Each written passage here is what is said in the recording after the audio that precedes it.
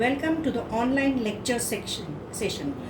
On behalf of Sheikh Vidya Mandir English High School and Junior College of Science and Commerce, Vasai East, I, Mrs. Archana Batija, today take up this topic of poetry and poetic devices. Subject English Kumar Bharti.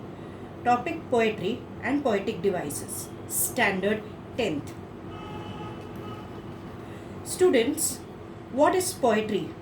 Poetry is a form of literature that has an emotive, aesthetic, and rhythmic qualities.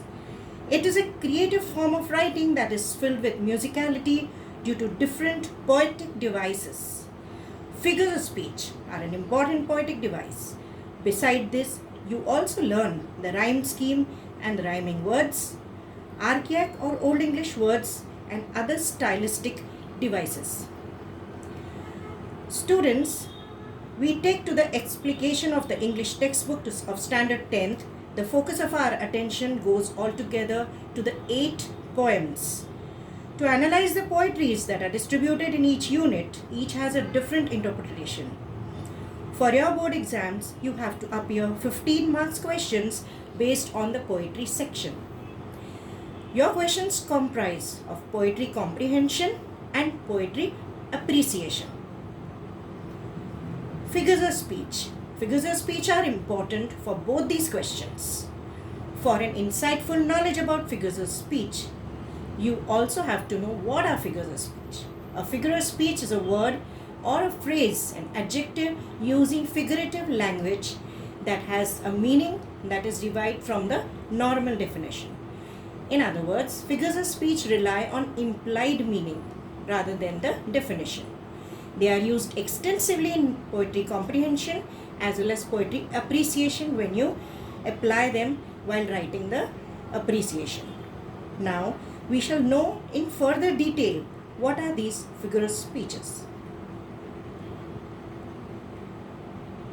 For the insightful knowledge about it, some common figures of speech that you come across are simile, metaphor, alliteration, repetition, and personification.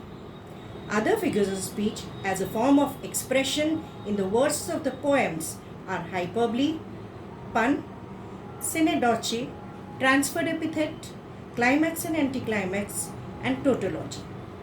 Figures of speech that are in the form of punctuations in which a simple statement can draw a greater attention are exclamation, interrogation, and apostrophe. Students, we also have to explore more about euphemism, antithesis, irony, metonymy, onomatopoeia, epigram, inversion, and paradox. Learning about the usage of figures of speech, it makes you understand the poetry easier and smooth even when you study English literature in higher classes. To learn more about some of them, I have tried to collect some of the examples from your textbook. To begin with, in simile, a comparison is made between two objects of different kinds using the words like, as, or so. In the textbook, in the poem All the World's a Stage by William Shakespeare, the line number 8, and shining morning face creeping like a snail. Here, the poet has compared the little schoolboy to a creeping snail. The use of the word like shows a direct comparison between the schoolboy and the snail. Transferred epithet. An epithet is the word or an adjective, a phrase that is used to describe something. In this figure of speech, an epithet is transferred from its proper word to another word that is closely associated with it in the sentence. The poem Height of Ridiculous by Oliver Wendell Holmes. In the concluding words, the sentence is 10 days and nights with sleepless eye, I watched that wretched man. The adjective sleepless has been transferred from the poet to his eye. Students, I may let you know that even in the same sentence, you can get two figures of speech.